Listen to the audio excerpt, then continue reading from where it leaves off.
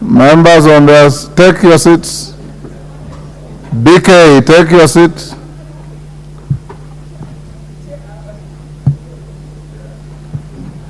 Thank you. Honorable members, we'll go back to order number 2 for a communication that was delayed.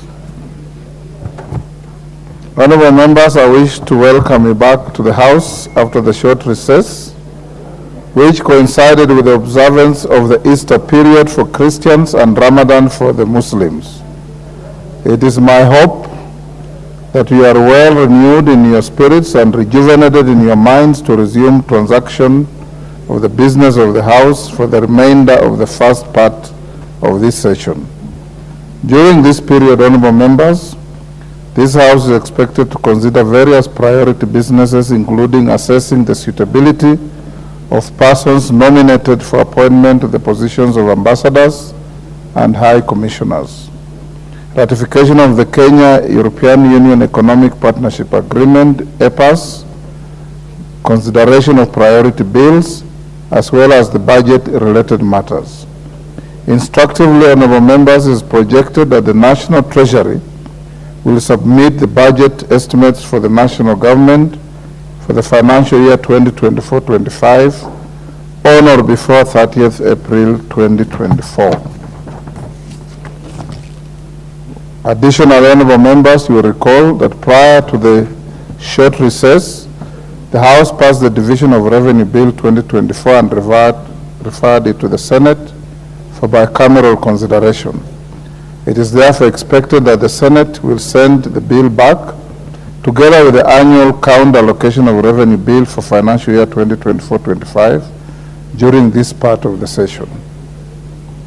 From the foregoing, it is evident that the House has a full in-tray. As a result, your dedication and commitment to the business of the House, both in plenary and committees, will be of paramount significance.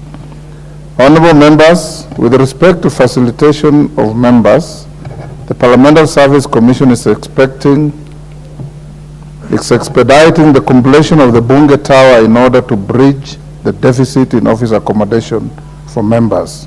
Consequently, PSC has established that members' offices in the building will be ready for occupation by the end of this week. Honorable members, you may recall, on 1st November 2022, I directed the clerk to allocate part of the building earmarked for the National Assembly in readiness for occupation at the appropriate time. Further, I prescribed the criteria for allocation, consequent to which the clerk allocated the offices, committee rooms, and auxiliary facilities in the tower. Having said that, honorable members, I also wish to inform the House that Kenya will host the 2024 annual meetings of the African Development Bank AFDB Group. The annual meetings will be held at the Kenyatta International Conference Center, KICC, from 27th to 31st May 2024, and will bring together high-level delegates, among them being heads of state and governments. In this regard, and in order to accord the delegates appropriate facilitation, the National Treasury has requested Parliament to release 47 offices at KICC to accommodate the dignitaries, with effect from Thursday, 11th April 2024. To this end, honorable members, the Parliamentary Service Commission has acceded to the request to temporarily release the offices leased by the Commission and the KICC during the African Development Bank annual meetings. Clearly, this will necessitate the relocation of 42 members of this House who are currently accommodated at KICC. In this regard, honorable members, the first occupation of members' offices in the BUNGE Tower will be undertaken in accordance with the schedule of allocation prepared by the Clerk of the National Assembly. Phase 1 will involve moving members from KICC to the Tower or other alternative accommodation, and this will commence on Thursday, 11th April 2024. For clarity, honorable members, the exercise will proceed as follows. First, all members currently in the Harambee Circle Plaza who are allocated offices in the tower will immediately relocate to their new offices in the BUNGE Tower. This is intended to create room to accommodate members relocating from KICC who were unsuccessful in the balloting for offices in the Bunge Tower. And second, members with offices at KICC who are allocated offices in the Bunge Tower are to be relocated to the assigned offices in the Bunge Tower. Phase 2 of the relocation will entail the following: A, relocation of members from Continental House to the Bunge Tower for those who are allocated offices in the new tower.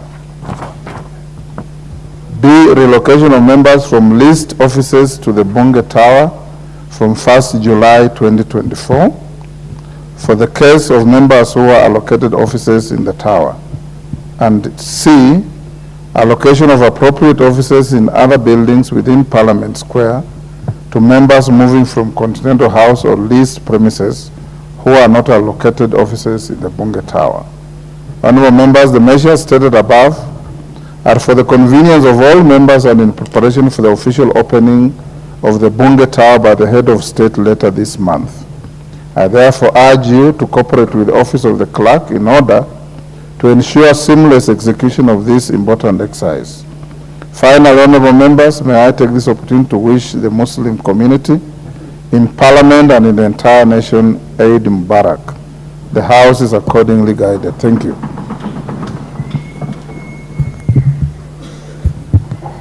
And members, Musisumbue Clerk, if you are located at an office and you are in KICC, you have to move by Thursday, day after tomorrow, because the Treasury is taking those offices to prepare for the ADB meeting that I've just mentioned.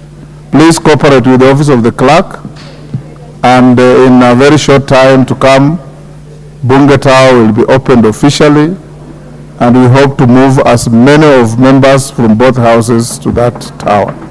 Thank you.